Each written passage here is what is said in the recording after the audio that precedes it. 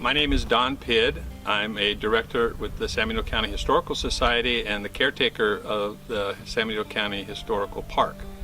We're right now in front of the Sullivan House, which is one of the very first historical homes we moved out into the historical park.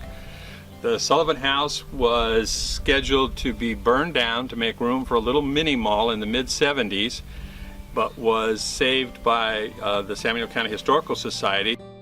The Sullivan House was built in 1867, which predated Hollister, predated San Benito County. Mrs. Sullivan was a widow. She had lost her husband up in gold country, and she had 4 daughters. Her brother was a carpenter for Colonel Hollister, who the town was named after, and he built her this home. We're looking here at one of the original Edison talking machines.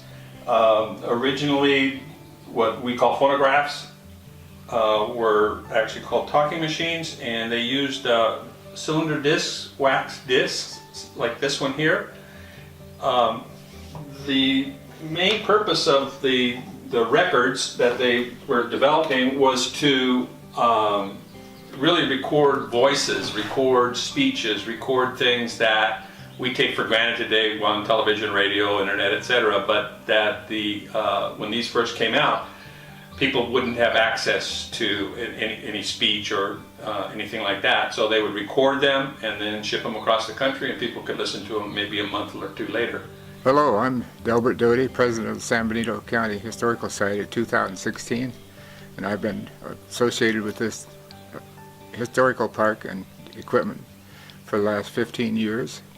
And this peddler's wagon behind me was built for Fred Rist by a man named Spence about 1890, and he peddled this wagon with, first thing he done was pick up some vegetables out of the valley and headed up towards the ranches of southern San Benito County.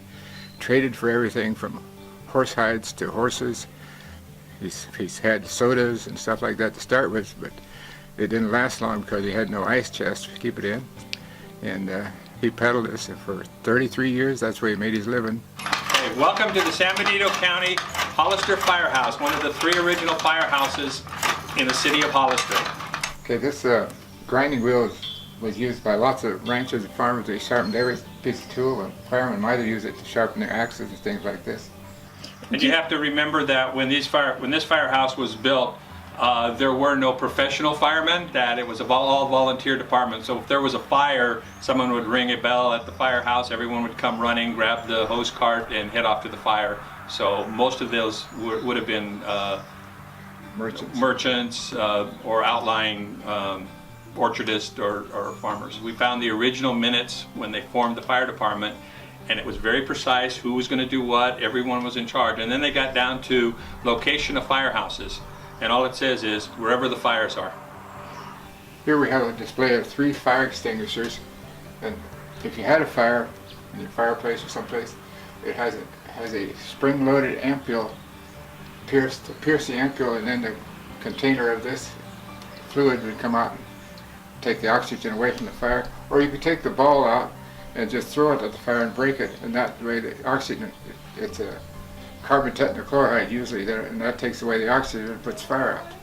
Besides preserving artifacts and buildings out here at the Historical Park, the San Benito County Historical Society, we're also trying to preserve the culture and identity of the community back in the historical parts of the county itself.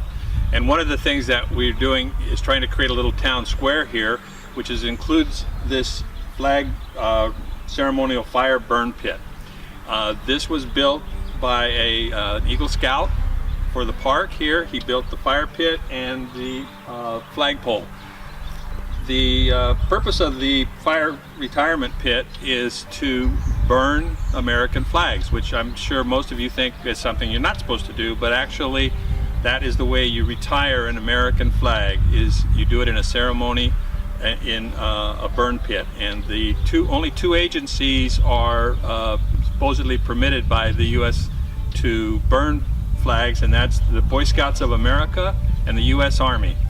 So we have regular flag retirement ceremonies out here by the Boy Scouts, and we're also this was the first year that we reinstituted the Flag Day celebration. We're trying to make it into a community event. The local veterans groups, the VFW and the American Legion, are participating along with the Boy Scouts to create a community event out here on Flag Day, which is June 14th of every year, which is the day we honor our American flag and the servicemen who have fought to protect it over the history of the United States.